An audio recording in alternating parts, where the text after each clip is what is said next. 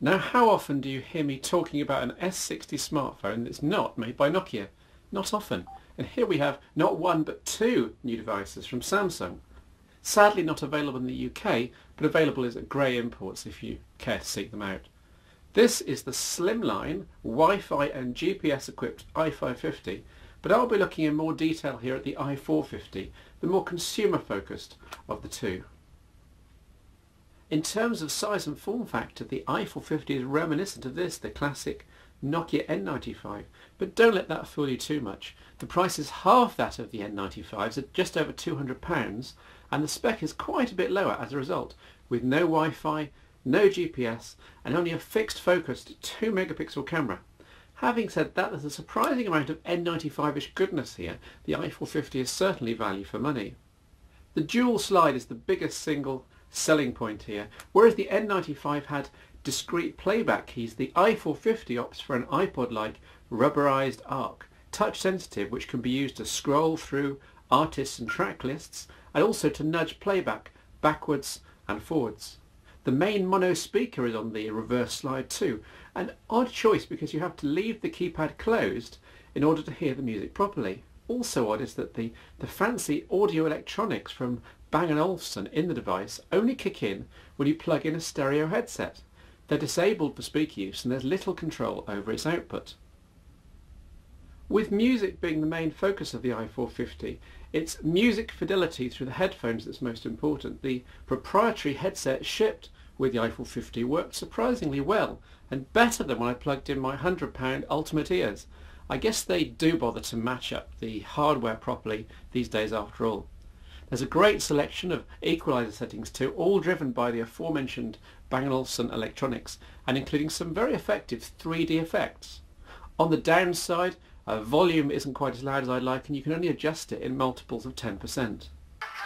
In use, the main keypad locks and the screen blanks while music's playing. The easiest way to get control is to open the reverse slide and use the touch sensitive arc.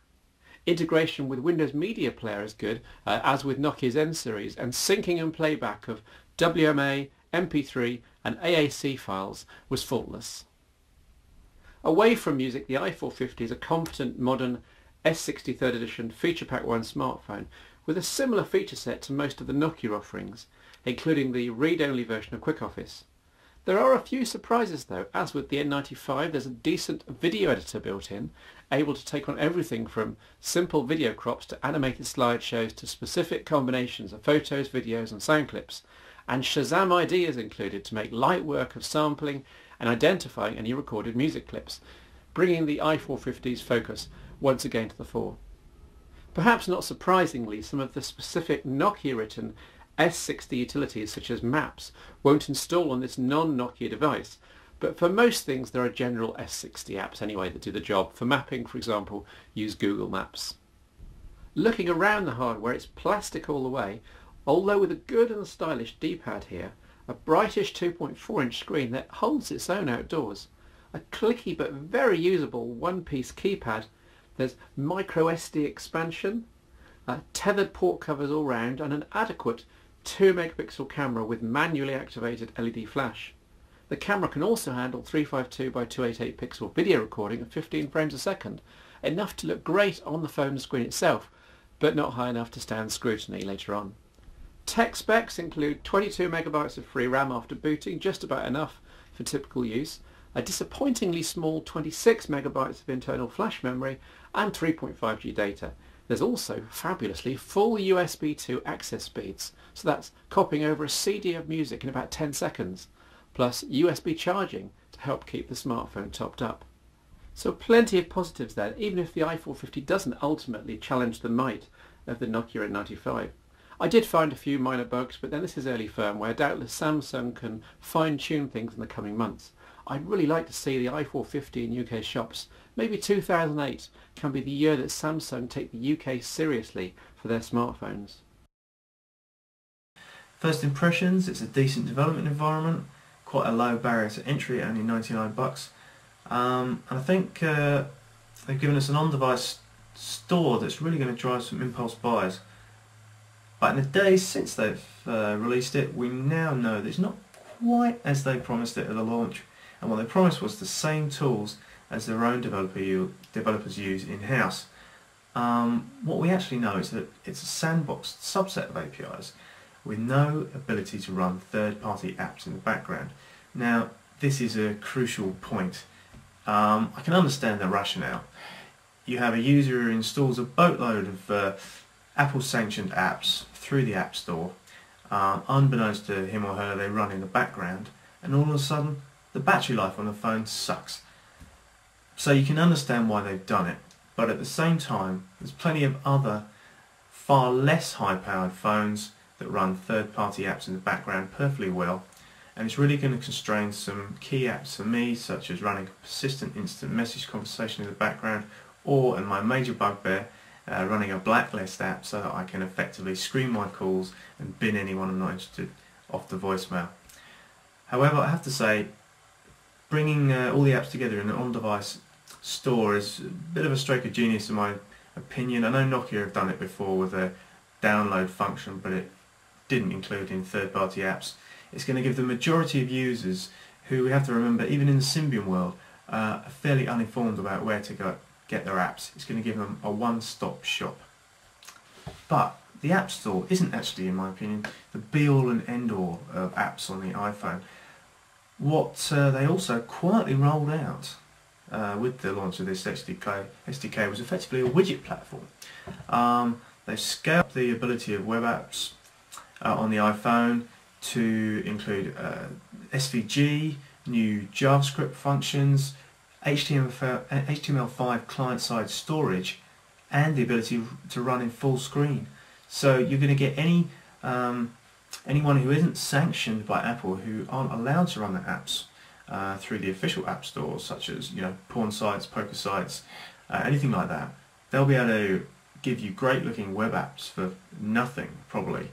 Now, these aren't native, obviously, but they're probably good enough to do what they want to do, bearing in mind that they'll have to be online to run them. And lastly, I want to talk about gaming. I'm really excited about iPhone games. I think the platform has great potential for gaming. So let's look at that. You've got great hardware.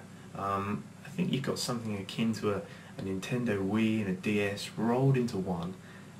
You've got a somewhat, not entirely accurate, but probably good enough, location-aware device that is always connected. No matter whether you're on a cell network or Wi-Fi, you've always got some measure of connection there. So I think what this could well enable is a new wave of massively multiplayer mobile online gaming. Imagine playing something like EVE Online on your phone. That would just be absolutely incredible. I think if you couple that then with the App Store, which along with Engage is probably the closest thing that there is to a Steam for mobile gaming, mobile games purchases, that is. I think the potential there is just incredible. And if Apple were able to connect that with a TV out function, then your phone could turn into a console as well, for those people who don't want to buy a full games console. Push email. It seems that every man and his dog wants it these days, i.e. emails hitting your smartphone with a beep as soon as they're received into your mailbox. The alternatives used to be POP3 email that was automatically retrieved every half an hour or so, introducing a delay, or manual reconnections with the hassle and 10 seconds or so it took to check your mail server each time. The advantage of push is, of course, its immediacy. If your business depends on you knowing something the instant someone emails you a fact, then push might be a lifesaver. And of course for businesses which already standardise on grown-up corporate email systems like BlackBerry and Microsoft Exchange, for these it's easy and convenient to tie these into a dedicated email system pushing messages out to mobile devices. But for single user, a home or semi-pro use, I really can't see much point in complicating your email handling by inserting a third-party provider or service between you and your mailbox. Like many people, I standardised on a single Gmail account last year. Infinite storage, no spam at all, access from anywhere, etc. And I've been very happy. There's a Gmail mobile client, but it's Java-based, which means a slower startup, unnecessary RAM overhead, important on many devices, and you're stuck with manually refreshing your inbox each time. Much better is to spot the fact that Gmail added IMAP support for their mail service last year. Now, IMAP is a proper grown-up email protocol wherein you effectively access your remote mailbox directly without deleting information from it, unless you particularly want to, and with instant, always-on updates. By comparison, standard POP3 email usually involves deleting messages from the server after access, and even when you explicitly tell your email program to leave the messages on the server, they sometimes disappear anyway, at least in my experience, and you're stuck with either manually polling for email or automatically with a minimum frequency on S60 at least of 30 minutes. So what happens is that I've set up this N95 with Gmail as a mailbox and configured it for IMAP. As and when emails arrive, my phone dings like this, and I know there's at least one new message there waiting to be read. It's simple, it's elegant, and it's free apart from any data charges. To get started, go into Settings in the Gmail web interface and click on Forwarding and POP/IMAP. Down at the bottom of this page, enable IMAP and click on Save Changes. Secondly, work through Gmail's own IMAP setup page for Symbian, by which they mean S60 3rd edition, although most of the settings should also work on other Symbian-powered smartphones. It's important to go right through these setup stages since both incoming and outgoing email services are encrypted, and you have to get the security protocols and port numbers spot on, otherwise things simply won't work. Finally, in messaging on your smartphone, within Settings, Email, Mailboxes, Gmail, head for Automatic Retrieval and enable Email Retrieval. There's a dialog to complete with your preferred hours of operation. You don't really need Gmail being checked throughout the night, do you?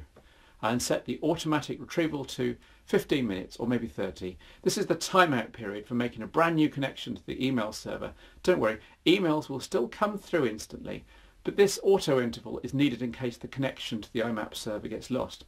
For example, say you're moving out of data coverage range, entering a tube station, that sort of thing. You'll want the IMAP connection restored without too long a downtime. Set it longer than 30 minutes, by the way, and you run the risk of being timed out by the server or by the network. In the interest of experimentation, I also set up my Windows mobile-powered HTC Touch, again using the instructions provided by the Gmail website. Easy enough to get the basics working. If anything, there were less setup steps than for S60. Here's the proof, showing the Touch also showing me my live Gmail mailbox. Although Windows Mobile doesn't seem to handle the idle facility of IMAP properly and emails weren't pushed through immediately, you're reliant on scheduled reconnects to the server. Wasteful and a great shame. One caveat to all of this is that S60 messaging isn't as capable in some areas as the dedicated Gmail Java-based client. In particular, there's no way to mark read messages as unread. You can't apply stars and so on. But the instant push-like retrieval is certainly a great tool in your armoury. Why not give IMAP a try?